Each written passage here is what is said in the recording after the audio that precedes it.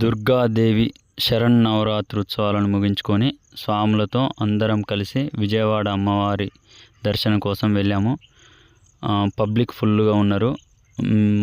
3 కిలోమీటర్ల దూరంలో వాహనాలు నిలిపేసి పోలీసు వారు ఆంక్షలతో నడుచుకుంటూ మేము అమ్మవారి దర్శనం కోసం ముందుకు వెళ్ళాము. మొత్తం వీడియో చివరి దాకా చూడండి ఫ్రెండ్స్.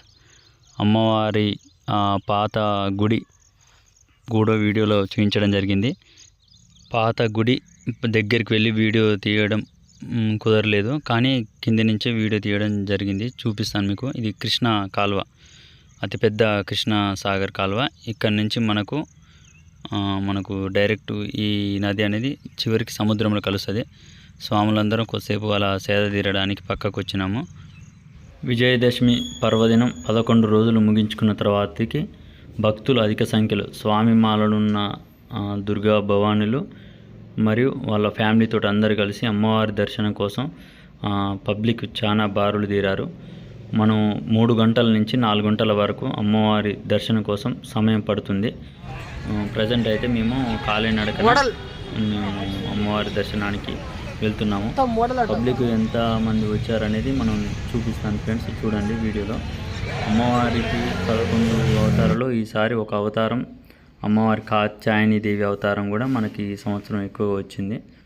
అమ్మవారి దసరా ఉత్సవాలలో అమ్మవారికి ఇక్కడి నుంచే మనకు అమ్మవారిని ఇందులోకి తీసుకొచ్చి మనం చూస్తున్న వీడియోలో అమ్మవారిని ఈ కృష్ణా నది మొత్తం తిప్పడం జరుగుతుంది.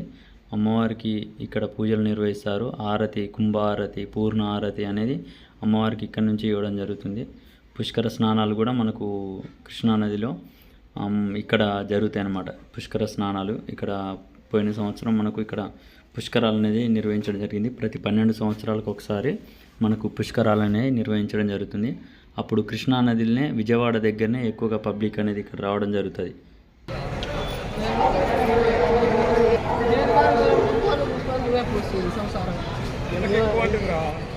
వెళ్తుంటే మార్గ మధ్యంలో శ్రీ రాజరాజేశ్వరి దేవి అమ్మవారి దుర్గాదేవి దర్శించుకున్నాం.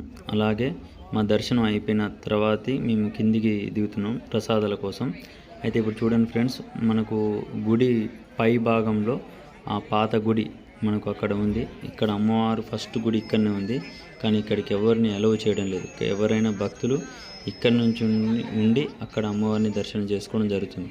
పైకి అనేది చాలా ఇబ్బందికరంగా ఉంటుంది. జాడికి కాలినడకన పోవడానికి ఎవరిని పైకి అలౌ చేయడం లేదు. ఎవరైనా ఏ స్వాములైనా ఎవరైనా ఇక్కడి నుంచే అమ్మవారిని దర్శనం చేసుకోవడం జరుగుతుంది. అందరూ దర్శనం చేసుకున్న తర్వాత స్వాములందరూ కిందికి దిగడం జరుగుతుంది.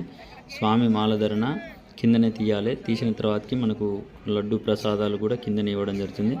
భక్తులు అందరూ ఎక్కువగా విజయదశమి తర్వాతకి మాలధరణ తీయడం జరుగుతుంది. కావున భక్తులు తండోపతండాలుగా రావడం జరుగుతుంది.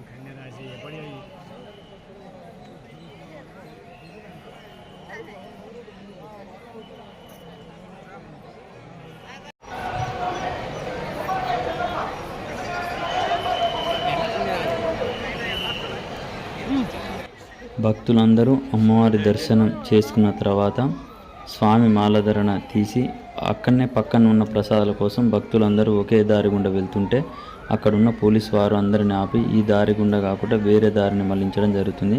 కానీ స్వాములు భక్తులు అందరూ ప్రసాదాల కోసం ఇక్కడ వెళ్ళడం జరుగుతుంది.